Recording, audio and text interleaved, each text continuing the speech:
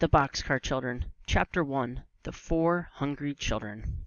One warm night, 4 children stood in front of a bakery, and no one knew them. No one knew where they had come from. The baker's wife saw them first, as they looked into the window of her store.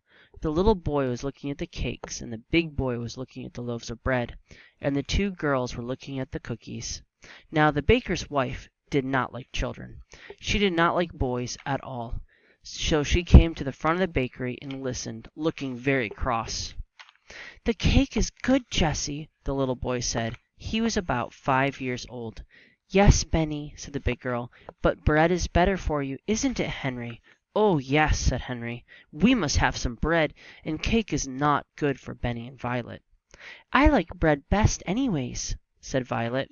She was about 10 years old, and she had pretty brown hair and brown eyes.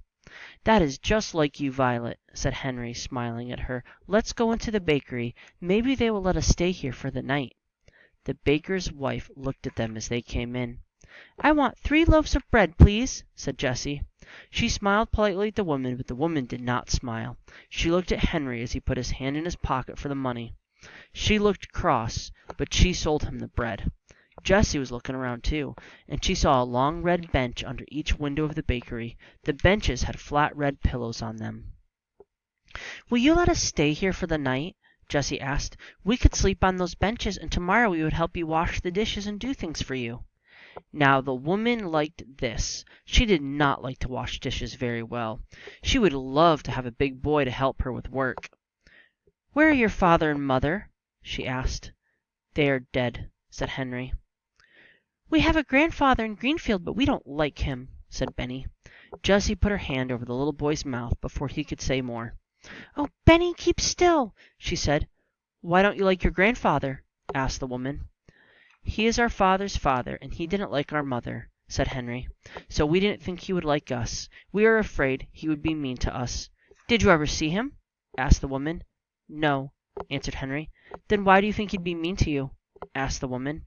"Well, he never came to see us," said Henry. "He doesn't like us at all."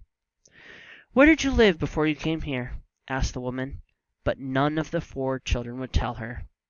"We'll get along all right," said Jessie. "We just want to stay here only for one night."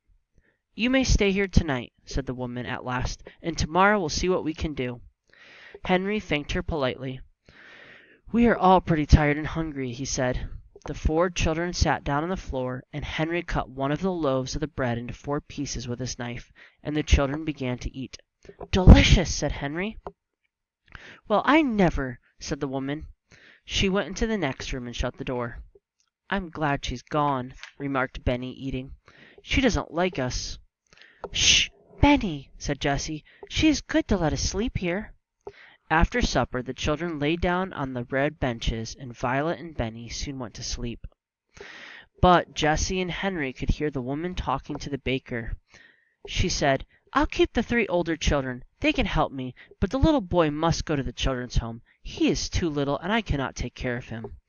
And the baker answered, "Very well. Tomorrow I'll take the little boy to the children's home. We'll keep the others for a while, but we must make them tell us who their grandfather is." Jessie and Henry waited until the baker and his wife had gone to bed, and then they sat up in the dark. "Oh, Henry," whispered Jessie, "let's run away from here." "Yes, indeed," said Henry. "We'll never let Benny go to a children's home. Never, never. We must be far away by morning, or they will find us. But we must not leave any of our things here." Jessie sat still thinking. "Our clothes and a cake of soap and towels are in the big laundry bag," she said. "Violet has her little work bag, and we have 2 loaves of bread left. Have you your knife and the money?" "Yes," said Henry. "I have almost $4. "You must carry Benny," said Jessie. "He will cry if we wake him, but I'll wake Violet." "Shh, Violet! Come, we're going to run away again. If we don't run away, the baker will take Benny to a children's home in the morning." The little girl woke up at once. She sat and rolled off the bench, and she did not make any noise. "What shall I do?" she whispered softly. "Carry this," said Jessie, and she gave her the work bag. Jessie put the 2 loaves of bread in the laundry bag, and then she looked around the room. "All right," she said to Henry. "Take Benny now." Henry took Benny in his arms and carried him to the door of the bakery. Jessie took the laundry bag and opened the door very softly. All the children went out quietly. They did not say a word.